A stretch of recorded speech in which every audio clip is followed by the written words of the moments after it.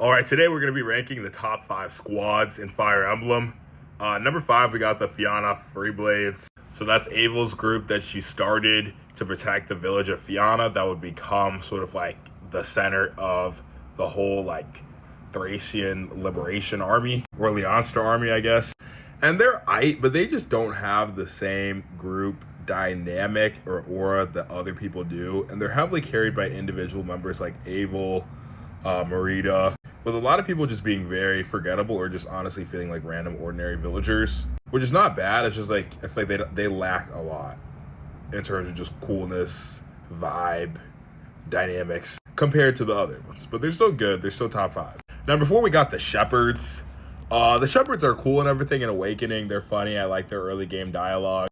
They're witty and charming. I just feel like they don't go as deep as some of the other groups, and I don't feel as attached to them. And I feel like there's also not as much of a bond specifically to the Shepherds. I just feel bonds generally to the Awakening army, if that makes sense. With the groups coming up, you're going to see how even though they're like the core of the army, they still feel like their own group at the same time. So number 3, we got the Knights of Chalfie. So we're going to include Sigurd, Ethlyn, even though she kind of married out into Leonster, Oifi, Alec, Noish, and Arden.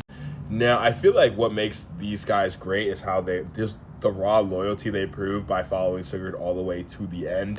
And I feel like what really solidified them is kind of a sort of like you don't know what you have until it's gone, where it's like in that one conversation in chapter 10 where Oifi is reminiscing over all the different members of the Knights of Chalfie back from his old days. That shit was so emotional. Like that really hit me. I was like, damn, those are the guys.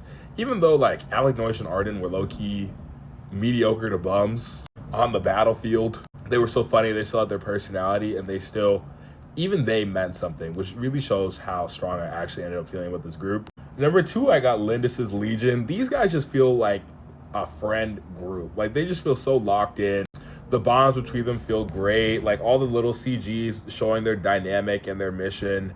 And it strikes a perfect balance of Lynn being the leader and in charge, while also them feeling like friends with her and having a great dynamic. I also feel like because Lynn is coming out of like loneliness and isolation and her tribe not wanting to follow her because it's a woman, it's great to see a new group of young people who see her charisma, her ability, and choose to believe in her. I think that's a great segue into number 1 too, which is the Grail Mercenaries have a similar dynamic with Ike, except a couple of them do defect, right? They choose to believe in Ike after Grail dies. But they just have aura, and especially when they come back in Radiant Dawn, like, you know, they're